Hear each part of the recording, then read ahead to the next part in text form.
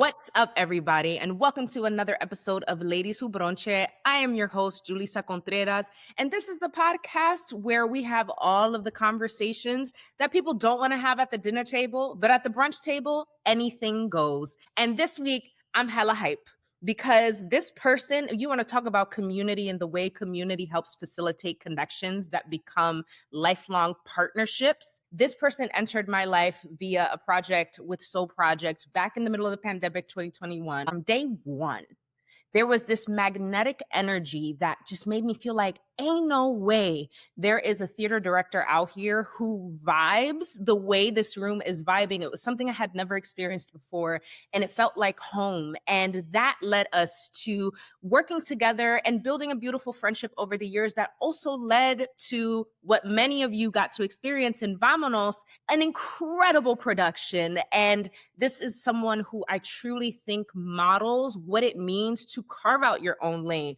to do things your own way, and to be unapologetic and know that the only person that you need to believe in and hustle for is yourself. So, Tatyana, who the fuck are you? God, that was such an amazing intro. Oh my God, I'm gonna cry. I already feel it. Hi, I'm Tatyana. I'm born and raised in Miami, Puerto Rican, based in Providence, Rhode Island, work freelance as a director all over the country.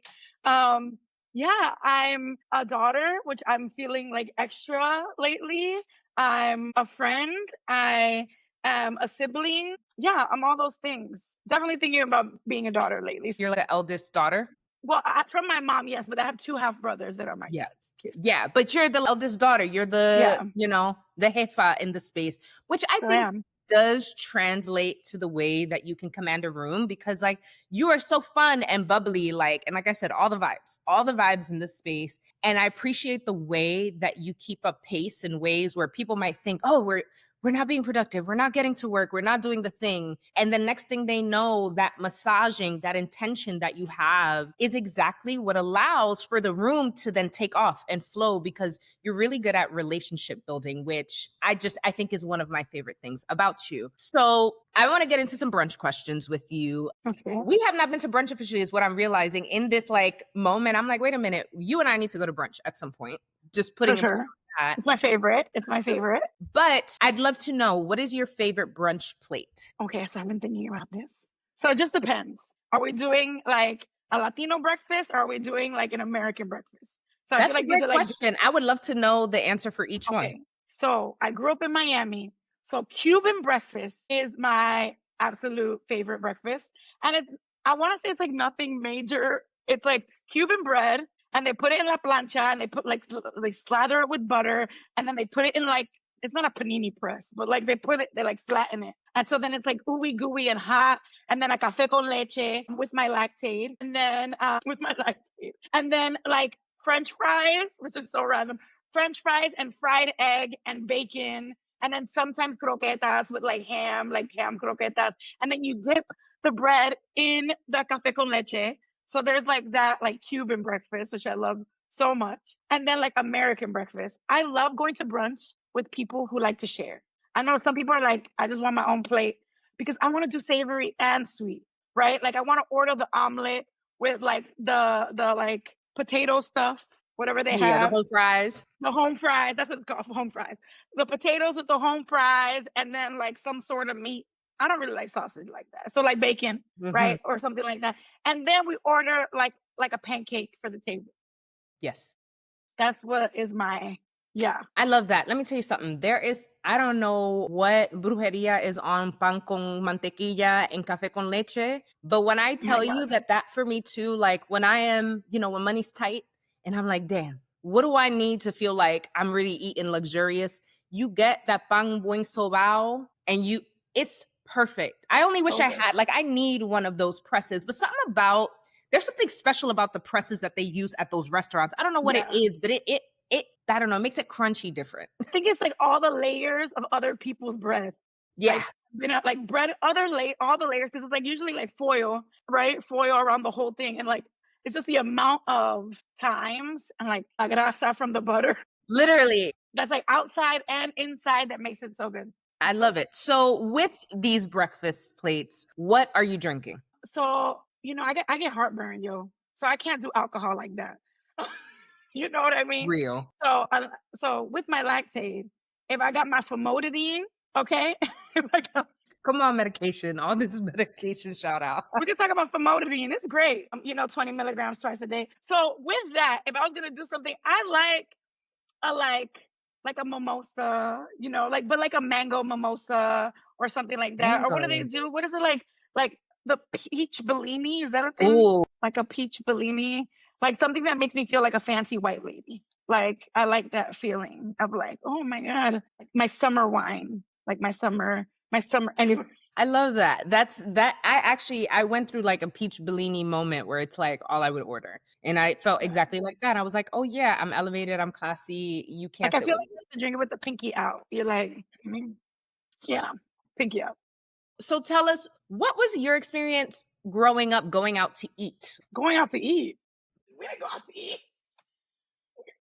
I comida la casa. We're talking about like, well, there was a time that things were going pretty good. So there was a time, and so I was allowed to go out to eat once a week, which was like every Friday. Me and my mom would go to like a restaurant, but it wasn't like we would do like pizza or things. I've been on a diet since I was 7, so I could only go to certain places and eat certain things. But Fridays, I was allowed to have like pizza or pizza. I can't even think about. Oh, one time we went to like the Crab House. It was like this crab place in Miami. I think it used to be called the Crab House. And so I was able to go there, and that was really exciting. They had like all you could eat like crab, and that was exciting. And we could do that. But I remember there was a time where like Fridays we could like go out to eat. But I didn't really. Man, my mom would cook on Sunday, and we would eat that same thing for the rest of the week. My mom would cook every day, but the only time she wouldn't cook was the weekends. And so the weekends, though, we had a week's worth of different foods. And so we would have our melody calentao, and eat that. And at most, it's like, people think it's silly, but it's like, yeah, McDonald's was going out to eat, Burger What? King, because that was not, my mom doesn't consider that real food. So McDonald's. Oh my God. If I had McDonald's, what? I was like, we are wealthy. yeah, definitely, and it was just that way. Or like on the weekends, it would be the time where we would like gather with our tias and stuff like that. If we were going to Tia Kika's house, she was probably cooking, and so like we were eating out at Tia's house. So I totally relate to that. And I also think it has fed into my, I don't want to call it like an obsession, but like, for lack of a better word, obsession with going out to eat and being at restaurants. I love it. I love it. I love it so much. Well, I don't know how to cook, so that's, it's helpful. I like survival cook, but going out to eat is just like, I didn't get to do that a lot. So now it's really exciting. Yeah, absolutely. Yeah. So tell me, what is your favorite bochinche topic to discuss over a meal? Whoa. I think that gossip is, it's not always bad. Okay. Right. We go back to the time of our ancestors, right? Gossip was a tool. Okay. A tool of connection. And also gossip kept people safe. Yes. Right. So in that context, like gossip that doesn't hurt people is like fun. That sounds horrible, but that's fun. Also, depending on who you're with, like fighting with people about politics. Yeah. Is like frustrating, but also like that's the best time. Yeah. Because the people got a couple drinks in them. It's like people's guards are down. So that's a good time too. But then usually we don't talk to each other for a while after that. So I don't know. I guess I don't even know. I'm trying to think of like what bochinche, but I don't. Yeah. I think that honestly is true, because it's like we're not always, or I don't know if you feel this way, we're not always the bearer of the bochinche, but we are ready and prepared to engage in the bochinche that is brought to the table, right? And my favorite thing is acting surprised that I didn't know, because I heard it from one person, and then it's like, oh, what?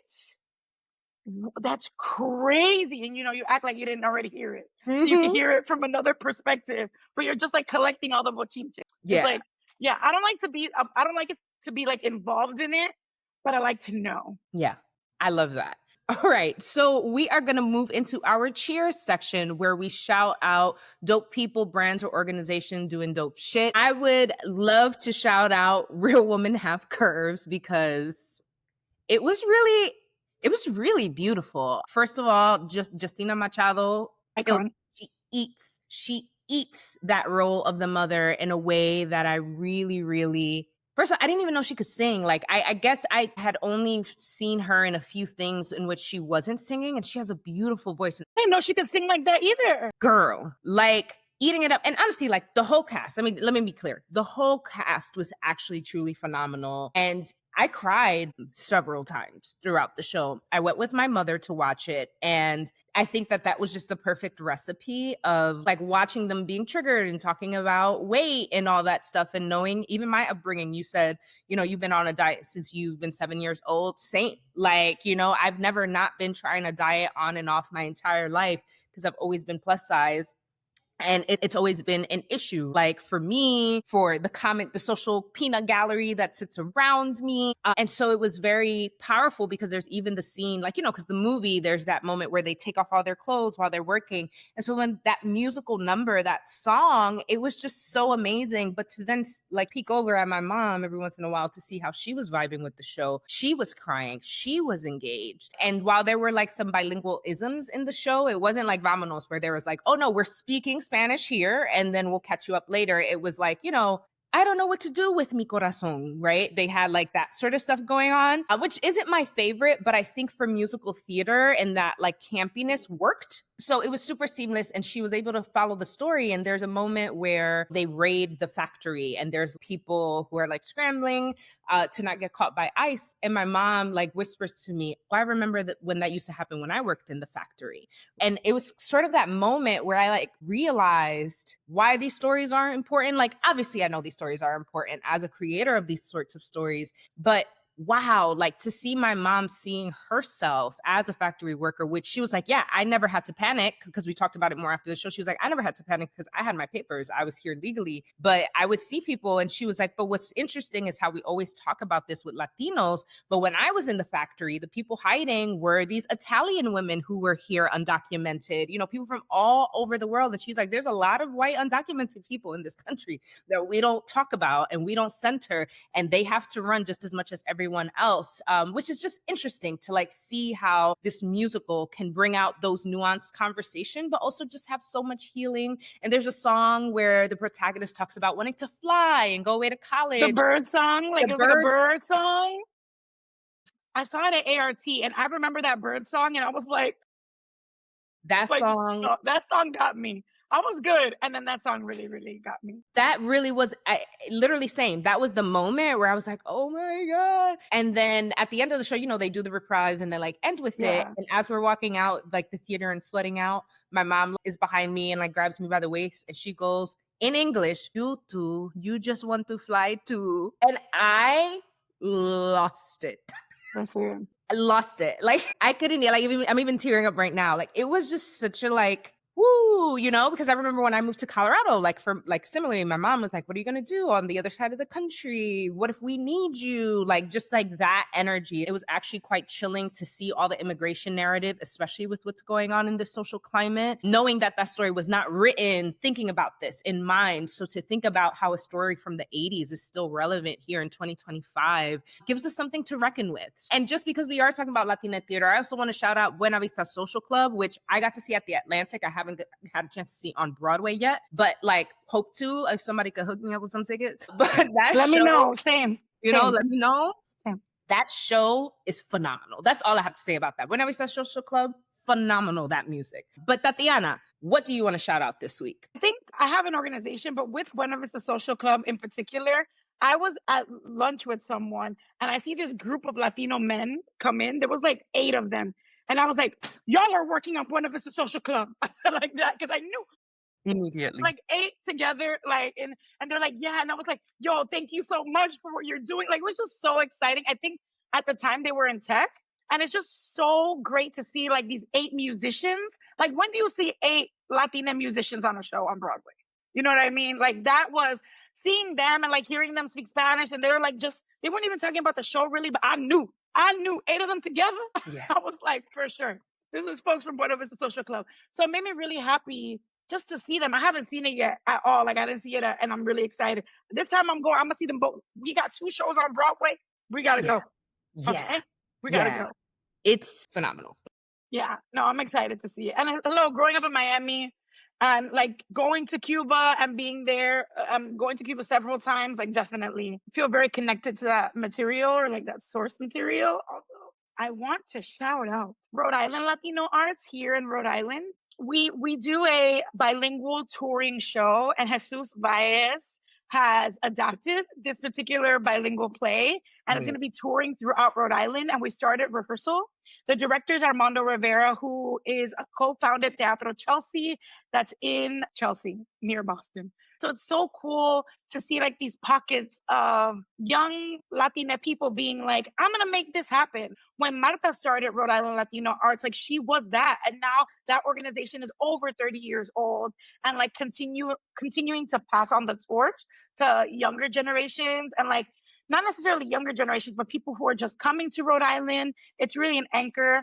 A lot of the work that she does is in oral histories. We worked on a show called La Broa, which was about the history of Latinos here in Rhode Island. And that work could not have been done without Marta Martinez and without the book that she wrote about that history. So I think there's people who are already doing the work, that have been doing the work that sometimes we forget to acknowledge because they've just been institutions and are there. So I'm really grateful for Rhode Island Latino Arts and the work that they've done in this community, because that's why I still live here, right? Like that's a huge part of when I directed La Tempestad for Rhode Island Latino Arts. Like I built a community here that I didn't even know. I didn't even know Latino people were in Rhode Island. Okay, I thought it was Hocus Pocus and like Hallmark movies. Like and I didn't know mad Dominicans. It's all Dominicans, Guatemalans, and Colombians. That's what's here.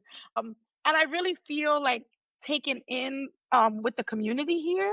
And I'm continuing to make work here, and I live here, and it's like crazy. I never thought I would live in like Pawtucket, Rhode Island. But yeah, Rhode Island Latino Arts, Teatro Verano, Jesus Baez, Armando Rivera. We're doing an adaptation of Faust. It's called Que Diablo Fausto. So I'm really excited about that. And yeah, we'll be touring it all over Rhode Island. I think local arts organizations, projects, initiatives are so important. And I wish that people understood just how valuable that is when they're thinking about funding, or not even just big funding, right? Because we love to come for the rich people in their big pockets and be like, oh, you got to give all the money because yes. Mm-hmm. And us in the ways in which if we have some money for the brunch, because brunch ain't cheap, right? So like if we have money for brunch, like why not invest the extra dollars in going out to watch these shows, support these organizations, even when they're just doing events where there's like talks and panels. It is so important to be present because the things you learn when you're in these spaces and rooms is incredible. And so like who else cares about Rhode Island in that way that they're going to be documenting and preserving Rhode Island in that way? And then you just never know when that information is going to be relevant to you. And in a time where histories and truths are literally being like erased, it is even more important to continue to support the work of people who are enriching local communities like this. So I absolutely love that shout out. I'm also I'm going to shove it in here just because as a Dominican, I feel really hyped to know that you had a beautiful time in Dominican Republic. Can we just shout out Santo Domingo real quick? When I tell you, I didn't know what to expect. I'm from Puerto Rico. I mean, I'm from Miami, but I go to Puerto Rico. I literally was just there. So I thought like I had an idea of what Dominican Republic was going to be, but I was like, and I love Puerto Rico, but I think I don't know what I was expecting. I was like, oh, I'm going to go to the Caribbean. Like, that's what I was expecting. But it was like so much more than that. Like, it was so fun. I went to the art museum there, the like Revolution Museum. And like to see that it's like regular people keeping that going like that. And like that, and that history, when we were there were like mad schools, like going through, bringing students in. And I'm like, how great is it that they are teaching these young people? They were like high schoolers, and they had to write a paper because you saw them all with like their papers and stuff, and they were like taking notes, teaching them about revolution. Like that is incredible. But we're here, they're literally trying to act like ain't nothing happened. Like let's forget all the stuff that's happened, right? And to see the young people at that museum in particular about the sisters and about the history was really cool. And then the food. I think you go to the Dominican Republic, and this is my assumption. I was like, tres golpe, like I'm gonna have like super traditional Dominican food. I never thought to like go to Dominican Republic and have food from other cultures, like have Italian food, have like Middle Eastern food. Like it wasn't something I even thought would be something I would do in Dominican Republic. And I think I need to do that in Puerto Rico, because every time I go to Puerto Rico, I just have Puerto Rican food. Like, it doesn't cross my mind to go to an Italian restaurant in Puerto Rico. But going to restaurants of other cultures in Dominican Republic, crazy. If you haven't done that, do it, because it was amazing. Yeah. Amazing. Yep. Thank you. I just needed somebody else to say it, because, you know, when I be the one saying it, people are like, yeah, of course, you love DR, you love your country, we get it. And I'm like, no, you don't. No, the fuck you don't, because you come and you go to a resort and you don't walk around and you're not in it. And like, that was your Santo Domingo experience. Wait until you get to go to places like Santiago, Moca, like, you know, like these other towns where, like, sure, there are touristic points that you can engage, but like, they are not like at the center of tourism necessarily. So you are still very much just immersed with the. And there's like every time I told somebody, and I don't know if it's good or bad, but I'm gonna say it. Every time I told somebody I was going to Dominican Republic, they're like, you got to be careful. Like, be careful. Like, watch your stuff. Like, it's crazy out there. Let me tell you something. I know that, like, you cannot feel safe anywhere you go, especially when you don't know the place, right? But I felt so eerily safe when I was, and I'm not telling people not to watch their back and stuff like that, but what we went expecting and what was the actual was like, they're like, the Uber drivers are going to scam you. Lies. As a matter of fact, there were 3 different times, okay? 3 different times that the person I was with, okay? The first time, he dropped money out of his pocket, okay, with the students at the Madrigal, and the students came up to him and say, hey, you dropped this out of your pocket. We're talking about teenagers. The other time he gave, because like obviously the dollar is different in Dominican Republic, so he gave, instead of like 300s, he gave 3,000 to the Uber driver in cash. And the Uber driver was like, almost like, no. He was like, God would never repay me if I took this money from you. That's what he said. And immediately. And then another time we were at the like oldest church. I think it's like the oldest church in the Americas. In the Americas, yep. Which is like in Dominican Republic. People sleep. That's where Columbus went first. People love to forget that. I'm like, like literally beautiful. Like, people go to Europe and it's literally like a church that I would see in Europe. You know what I mean? And people like, baby. I know. That's literally what it is. Well, but it is still beautiful architecture. But people romanticize Europe, and it's like, baby, this is right there in Dominican Republic. Like, you know what I mean? You can go right there. You don't gotta get on an 8-hour flight. You can get from here on a 4-hour flight and be in the Dominican Republic. But he dropped the money in the church, and an older lady came and handed it to him. So I'm just saying, like, that's 3 different instances of like, you gotta be scared in the Dominican Republic.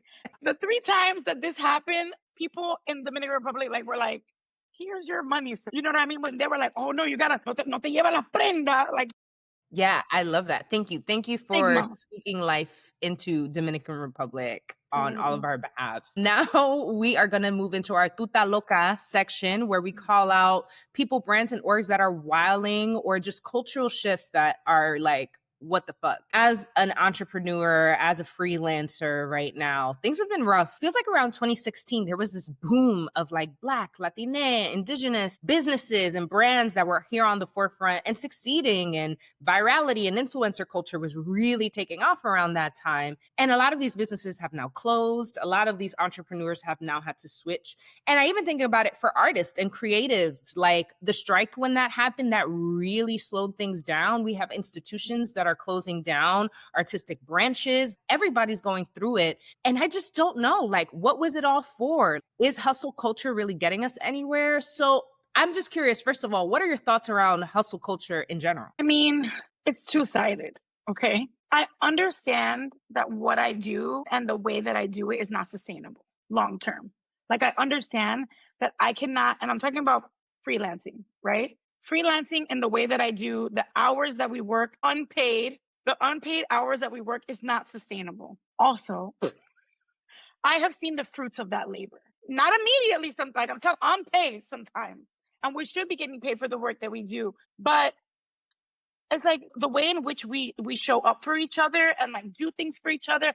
I've had people come like when I could pay them $25 to come speak to my students, and now I could pay them $75. You know what I mean? Like, right? There's certain things like, I'm trying to figure out the right way to say it. Sometimes hustle culture is really challenging. There was a year, like in 2021, where I did not have a day off for a year and a half. Wow. And it landed me in the hospital. Okay?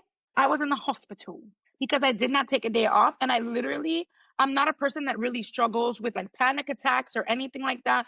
But I was having panic attacks. Like I was having to lay on the floor and put like ice on my chest so I could like breathe. And it really was, I think, overworking myself and working like a crazy amount of hours. I'm talking about like 80 hours a week, which is not sustainable, not sleeping, not eating well. Like, so I think hustle culture in that way is actually dangerous and I think not good. But I do find I like working hard. And I know that that's not always I like being busy and I like working hard. And I had to like reckon with that with my therapist to be like, I actually find enjoyment from like being busy and working hard and solving problems and like dreaming into things, which sometimes is unpaid, right? Like we've dreamt about a lot of things and had many conversations unpaid, like Yeah. unpaid. So in that way, I think if you're gonna hustle, if there's a way to like pour into yourself as you're hustling, like if you're hustling, let it be on like projects that bring you joy, that you work with people you love. So like that you're not burning the what do they say, burning the wick at both ends. Like if you're gonna be busy, work with the people you love. If you're gonna hustle, like do the things that you love in that way that bring you joy. And it could be that like your day job has nothing to do with the hustle, right? Like that you could just make money off of your day job. That's really the key is that, I'll go back to that marker of what I'm saying, like beginning 2016 and sort of over the years, for some folks, preservation in those spaces, funding in those spaces even has meant the distancing of being able to lean into like, who are the people I love? Who are the people that I'm really doing this for? Because if it has not been lucrative, then suddenly we start to shift and be like, all right, well, I need to present myself this way. I need to be in these spaces and appease to these folks in order to keep this going, all with the intention of saying I'm doing it for the people and for our culture. But putting it in the hands of investors and people who don't have that same Yeah. investment and care in those particular communities and don't care about the nuance in the ways where you're like, oh, if we do it this way, even though it seems counterintuitive to your Harvard MBA business degree, trust me, I know my people. This is going to work out better than what you're trying to say. But oftentimes in those dynamics, you don't have the space. And I even think about certain theater makers who I know who have had productions of their shows in like fancier theaters than, what people might regard, let's say, Intar as, right? Even though Intar is hella important and is a cultural staple in New York City for Latina people. So you can't tell me it's not fancy, but some people might try to put it in that category. But the reality is that having the productions in these fancier spaces has also hurt the ways that the storytelling can excel, because those places, don't even have the email lists to reach out to the community members who it's for. And so they're scrambling for like local partnerships and things like that. But it's just that they're scrambling to do it. And I think to your point, when you're building something, you want to think about, yes, how fast it can grow and you want it to grow big, but sometimes speed and scale really do compromise building legacy things, whether that is legacy projects or legacy companies. That really is a brick by brick endeavor. And sometimes we can't afford it. We can't afford for the growth to be slow. And I get it. And so I think just that back and forth, to your point, needs to be supplemented by some really deep self-care. And I don't just mean fancy spas and being like, oh, I'm an entrepreneur, so my self-care can look like all this bougie stuff, which is something that I also see where it's like, yes, treat yourself, but also like be reasonable with yourself and find the things that ground you that don't require a particular lifestyle for you to access it. What does putting your feet in the grass and closing your eyes and meditating for 15 minutes a day do for you? And if that's not your thing, like, what does it feel like to be in the shower and allow yourself being in the water and just like allowing those moments of deep breaths and reflection to find their way to you? Because also the guidance and the best ideas that we can have to keep these things alive, to have innovative ways of progressing our projects and companies, come intuitively, come naturally. And so sometimes hustle culture really creates a gap between the practices that we can be in to keep us going and also the people. Because sometimes you just need your good friends that's going to bring you back to reality and not like bring you down and knock you off of a high horse, but no, ground you in a reality of your power and say, actually, sis, I think what you need is to tell this Harvard MBA white person to go fuck off and do what you know you need to do. And I've seen that work for people a lot more than surrendering their authenticity and truth for the sake of a buck. So those are my thoughts. Thank you so much for sharing yours. into our plate of the day because I think it really does correlate, right? This idea of carving out our creative paths unapologetically. And so your story, as we were working together and I got to know you more, and you would even encourage me and be like, girl, go to grad school, which I did apply. I did listen, I did apply. It didn't go through that one time. And maybe I'll try again at some point, who knows? But I remember the passion with which you had introduced that idea to me, and you shared some of your story. And I was and still am just really in awe and truly inspired by your journey. So I'd love for you to share with folks, when did you know you wanted to be a theater maker, and how did you manifest yourself into the stage of your career? There's like so many answers, but I know that it sounds like I'm about to sound like a Nepo baby, but I promise you that's not the case. I just want to say these things right now. So my mom was a costumer, and my dad was an actor. And my dad, for all intents and purposes, but I just realized someone just told me that that's the word. It's not intensive purposes. It's Thank you intense. for teaching me that. And Right. isn't that crazy? It's intense. And it was someone who taught me that English is their second language. I always say for all intensive purposes. That's what I say, but it's all intents and purposes. Isn't that crazy? Okay, anyway. my dad was an actor, and he was pretty successful. I will say that I grew up mainly with my mom and not my dad, but like yay him. So it was always like something that was like further away, but it wasn't anything that was encouraged for me to do by any means. So when I graduated, when I'm talking about graduated like high school, I started working. Like I didn't go straight to college. I had to get a job.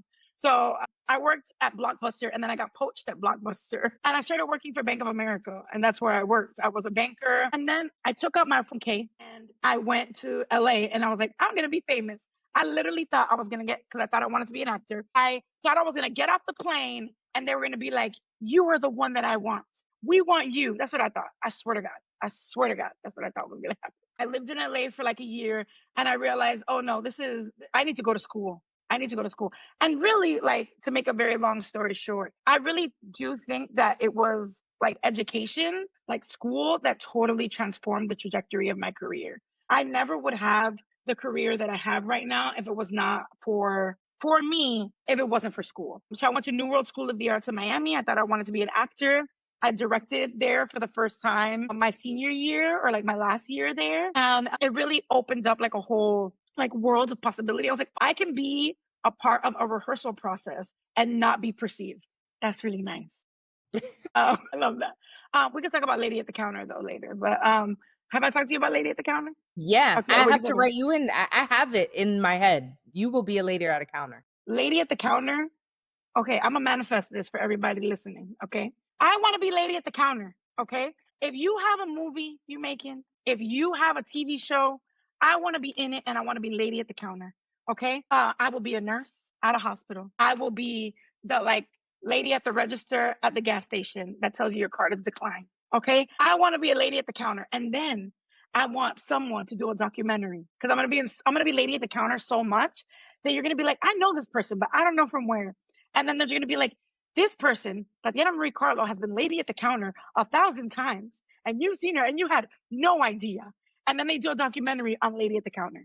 So that's my dream, separate from what I'm doing right now. Okay, that's just like an alternate life. So anybody who needs a Lady at the Counter, I can be your person. But anyway, so going to particularly grad school, right? I don't know how I got into the school. It's crazy. I didn't even know what Brown was. My friend Gloria was applying to Brown. I was just doing ERDAs, which is like you pay one fee to go to a bunch of schools, and I get essentially apply for a bunch of schools at ERDAs. And it makes it for someone who doesn't want to pay $100 for each application. You pay like $100 for one application, and then it gets sent to a bunch of schools. So I was just going to do that. And then my friend Gloria is like, please apply to Brown with me. And I was like, fine, girl, I'll do it if they give it to me for free. Like if they let me register for free. And I called them, they're like, okay, if you submit this form, then you can do it for free.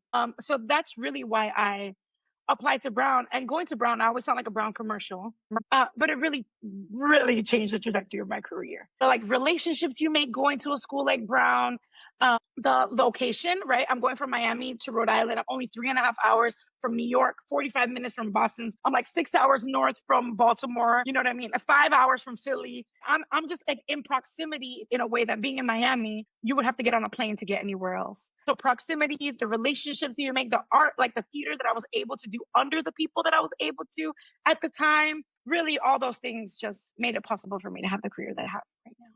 And I know that I sound like a Brown commercial. No, it's so good. It's so good. And weren't you like, not to like put the extra spotlight on you, but weren't you like the only Latina director in their program that also now no longer exists? So you will always be the only Latina who went through their directing program? Yes.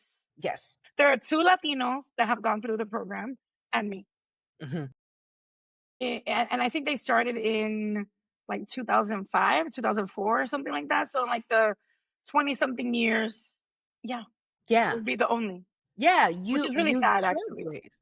Yeah. But like that's such a I think, and that part, and like not that that is not the most important start part of your story by any means, but it was the part that really surfaced for me. Like, yeah, you're always where you're meant to be at. Like if you are continuing to just follow the yes in your spirit or your gut, that's like, yeah, let me just fuck it. Fuck it. Like that energy is very powerful because it can then drive you to be in a position like that. It's not like you were like, when I grow up, I want to be the only Latina director to go through this program in this prestigious place. Like sometimes we like to write out our goals and dreams in a way that can be helpful. Mhm. But sometimes we do it to the point where we psych ourselves out of even greater opportunities that may come to our doorstep. And I think you're right. Like, I don't think school isn't for everybody, right? But there are those of us, and this is what had inspired me to be like, yeah, you know what? You don't want to go to grad school because you don't want to be back in an institution, but also like you don't know what you might get out of that space. And it might be bigger than this idea of not wanting homework. You know what I Yeah, yeah. mean? Like sometimes we let little things like that get in the way of a bigger opportunity. And again, while I'm somebody who does believe, yes, school might not be for everybody, I also believe that some of us do need these spaces to continue to learn. I think learning is so important, and learning in action and being in programs and studying things that you care about really allow you to immerse in ways that, I'm sorry, Googling won't do. I don't care how fancy AI is. Being in community and around others in that learning environment also gives you the people skills and lets you know, well, how am I as a director? How do I respond in space, or even as an actor, or whatever your role is, even if it's not in the creative arts, to be in community with people who are like-minded or are working towards similar goals really allows for you to be well-rounded in a way that you cannot learn in isolation. And so if only to continue to sharpen your social skill and widen your network, to your point, school can be a really wonderful thing. I also think that your personal tenacity, just like your mindset, and going back to this idea of being the like daughter, right? Being the girl in the space and having that mentality. It's like the double-edged sword. I think about Encanto and like the Under Pressure, that song. It's that, but it is also the ways in which our skin is toughened in a way where we get to come into these environments and fuck shit up in the best Yeah. way. I think that you are such a shining example. You don't have to be the A+ academic superstar. You just need to be willing and able and trusting your gut and holding fast to your authenticity. So I'd also love to know, like, what are some challenges that maybe you've faced or have seen other creatives face in trying to carve out their lane in these landscapes where they want to be this authentic, but there are things that are oppositional? Yeah, I mean, I was thinking about what you said about the good grades. I say, this is going to sound cocky as hell, okay?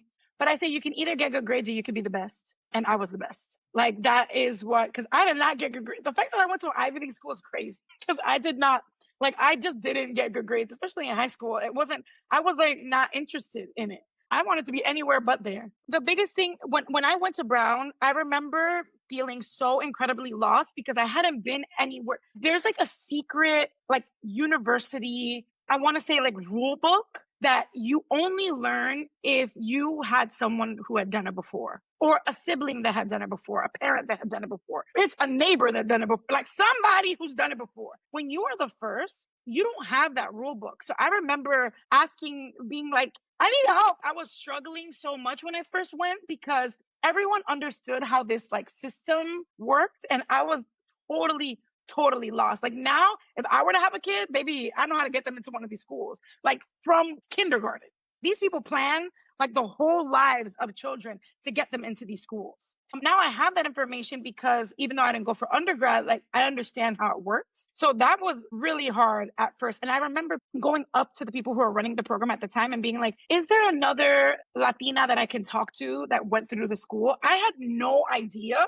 It did not even cross my mind that I could be the only one. It did not even. I was like, can you please connect me? I had seen like pictures of other people and I was like, well, maybe she could be. And like, maybe she could be, like looking at the names and being like, well, maybe, but she looks like she could be Latina. And they were like, there isn't anyone. You are so lucky. I remember them telling me like, you are so lucky.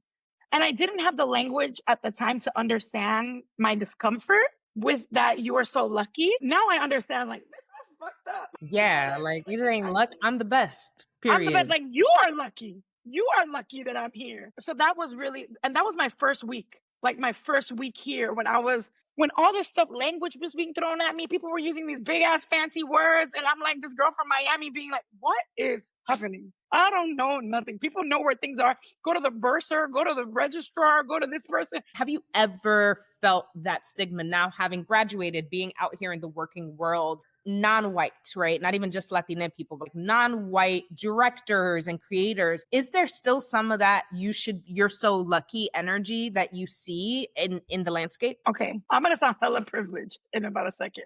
Okay, I'm just going to say that because I understand where this comes from, but it has been so interesting. And I know I'm talking about Brown. I'm going to talk about Brown again, but it has been interesting the reactions that I get from people when they find out that I went to Brown. There are very different and varied. I try as much as possible not to code switch. Like it is a journey sometimes because I immediately want to be like, thank you for calling Bank of America.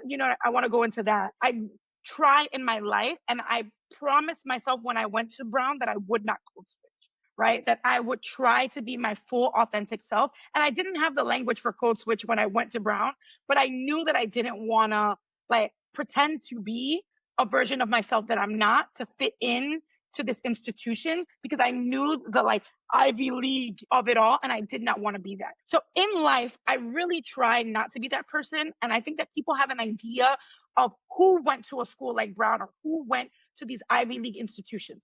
So two things happen and I think they're really interesting. And this is, of course, this is so nuanced. And I'm going to talk about two particular different types of things, but understanding this is nuanced, y'all. From white folks, when they find out that I went to Brown, I get a leaning. It's like, now I'm worthy of being listened to because I went to Brown. I see the body language like shift and change. And it's so interesting because I don't sit there and say, I went to Brown University. I usually say I went to grad school in Providence. And then people will say, did you go to Brown? Right? Because they know it. Or they'll say, what school in Providence? And then I'll say it. But I typically always say, I went to grad school in New England, or I say I went to grad school in Providence. I don't say, or in Rhode Island. I went to grad school in Rhode Island. The other thing that I get from sometimes my contemporary, like people who are from the Latina experience, or is a pullback of like, oh, well, I didn't go to a fancy school like that.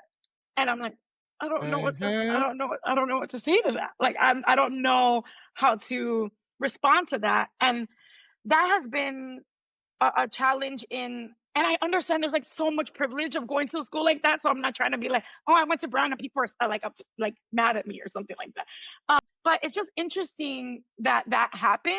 It's like the leaning in and the leaning back. And it happens on both sides. Like other people will lean in, like there will be Latina people who lean in. But that is something that I didn't realize. And I've heard this from other people who went to those kind of like fancy schools, that has been that's just something that I've noticed and been aware of and kind of surprised me because I'm not from that world. And I feel like the other thing where they're like, oh, now they think that I'm like somebody's child. You know what I mean? Or like this like generational, that I come from a generation, what do they call the like I don't even know the name. Legacy? Like legacy babies? Yeah, I Like think that's Legacy, where it's like somebody's kid. I don't even know what it's called. Like mhm. somebody, like great grandfather went there, and all the great grandfather, like everybody went to that school. Or they'll think that I'm that kind of person, that I come from this extreme privilege and was able to attend a school like that. So this is, I guess, a like perception thing. I don't even know what's the right way to say that. That I guess, and I don't want to say it's necessarily a challenge because there's so much privilege about going to a school like that. But there is a like us versus them that sometimes happens. So that has been a challenge, or like it feels weird, especially when white folks will lean in once they feel like I am of value because of that. Like that feels super weird and super like, I need to go take a shower. I feel gross. Yeah. Yeah, no, I get that because it's like, to your point, like the things that you do, even the kind of theater you create, if you would share why you stay in the lanes of the kind of theater you like to create, right? By choice. It's not like, oh, I'm a Latina, so I have to work on Latina stuff. And that means that there is a passion behind that. And there's even a passion behind the way you like working with translations and bilingual work, which is why I think, it was divine that we met. And I didn't know Vámonos was going to be what it was when we first met, because we met on La Greña. So like, I think that there is a gravitational pull that you have that is about you, and it's not about the spaces you've been in. I think you just needed to be at those right places at the right time, because like your career has been incredible, and wait until the next phases start to come in. I do think that you will continue to thrive in your lane as a creative director across mediums. I could see you doing other stuff as well, but I think that it's your passion that drives you. And so I have even been in spaces with you where I see that lean in, lean back that you're talking about. But once you get to work, like everything shuts down. And I think that just, again, speaks to the power of walking in your authenticity. So I'd love any advice that you have for others who are trying to carve out their lane, whether they are associated with institutions or spaces of elitism that others lean away from, or feel like they're insufficient because they don't have these sorts of ties, but they can lean into their power a bit more. What would you say to those folks? Something that I love is, I don't want to say I love being underestimated. I don't think that's the right word. Really, like joy is something I work on every single day. I think that joy comes easier to some people than others, but being a happy person, and I'm not talking about toxic positivity, right? Like that's a whole other thing that I also have to like navigate and learn not to do. But joy is so important in life and in the work that I do. And sometimes it can seem, people underestimate the work that I can do because of the playfulness in which I live my life, and the like silliness and like, I don't know how to explain it, but like the silliness, the joy that I move through the world in. And they think that can't be, that doesn't equate to hard work or smart work. So what I say to people, as you're working through, like, you can be your full authentic self and run a room. You can be in charge and be silly and be playful and be joyful and it be okay. It is hard for people. Sometimes initially, I will say hard when people start working with me. They think like, oh, what's this girl doing? She doesn't know what she's doing. And you've seen it where like I had to crack people open, and I don't do it like, I'm not intentionally trying to crack people open. Like it just happens through time and with work. And it doesn't mean that I can't have tough conversations and that I cannot be stern and that I can't step up. I think about in Vámonos, the moment with the noodles. You know what I mean? Yeah. I think about that noodle moment a lot, where you have to stand up and you have to say something. But I don't think that I have to be, I call it like serious fun. Like I don't have to move through the world in the way that directors are perceived or educators are perceived, that I can still be like, youthful, playful, joyful, and all those things, and still run a room, be in charge, run an organization, run an institution. I can do all those things. And I would say to anyone else, you can do all those things, being your full authentic self, and not having to compromise the way that you want to be because you want to be perceived as like the big boss. I love watching you crack people open. I love watching you make so serious people, because sometimes it'll be like the actors in the room that come in with that like energy, because we're talking about you as a director, but there are also the performers who go through institutions and lose their authenticity, and they are Black or Latino or whatever, and suddenly they get cast to play themselves, and they get matched with a writer like me who's writing y'all how we are in my side of our culture, and you can't connect, and it's like they've trained you out of your reality. And so to watch the way you really work to bring people, again, to bring them down, not off of a high horse, but into their grounding power, is such a beautiful thing. And I feel like, and I won't speak for every actor that I've ever been in a room with you in, but I would bet a lot of money that most of them feel like they have learned or taken something away from your process. And not every actor says that about every director that they work from. And I've never had you as an educator, but I've been around rooms where I've met students of yours and have been in interactions, and they love you. Like, they love you. And so I think that when we are in these positions, it's important to move forward, because while the people who maybe sit above us, quote unquote, may not really fuck with that process, the people who are receiving the medicine and the wisdom do. And that is actually what counts. And that is who you are there for. And I think your commitment to that has really shown. So I think y'all listen to this advice. Tatyana is a trusted source. I had pulled 2 affirmation cards before this recording. And the 2 affirmation cards that came out were, the first one is, everything I need is already in front of me, which I think really does lean into this power of like, you got it. Like, if you got the sauce, you got that sauce. You just need to be ready to chef it up. And the other one is, today might not be easy, but I will make it worth it. Which is to say, like, this lifestyle of being a freelancer, of carving out your own lane in any industry that you might be working in, is truly not an easy one, but it is worthwhile. And it is 2:22 here on the East Coast as we are recording when I'm saying that. So I just want to like doubly pin that as a truth, right? Like, this is how it works. There isn't any secret book that someone's not handing you that has all the codes. You have the codes. It's within you, and you need to make the best of what you have with what you can in the moment, knowing that that dedication will open the door to more resources and more possibility. Things do get easier, and then they get hard again, but they get easier again, because life is about waves. There is no linear way that things are just going to be, you're going to be great and you're set for life. It just doesn't work that way. So don't get discouraged, stand your ground. And I hope that Tatyana's wisdom today has inspired you to continue in your path in that way. All right, Tatyana. So we've gotten to the end of the podcast. We're paying the bill. Any special shout outs, anything? Where can we find you and follow you? I am Tatyana-Marie C on Instagram. It's a private page. You're gonna have to like, but please, add me and I'll add you back. I have a website. But yeah. Oh, TatyanaMarieCarlo.com. Period. TatyanaMarieCarlo.com.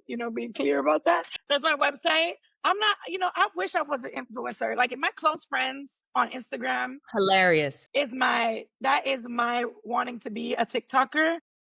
I love it. And I feel like I could be, and I think I'm funny. You are. I just want to say for the record that I love that it's private, because it makes me feel exclusive to know that I'm in the green circle, but it feels like the content is truly for me in a ways that I can't really say for every influencer, but I know that content is just like incredibly relatable and targeted, and you're fucking hilarious. So I love it. And I love just being like, it's my diary. I feel like my close friends on Instagram is my diary. Yeah. And you can find us at Ladies Who Bronché across all platforms. And you can listen to this podcast on any streaming platform. If you're listening and you haven't tuned in to watch, be sure to just check us out on YouTube and look at our beautiful faces. We looking real good. So tune in. Thank you so much for listening. And until next time, Bronché.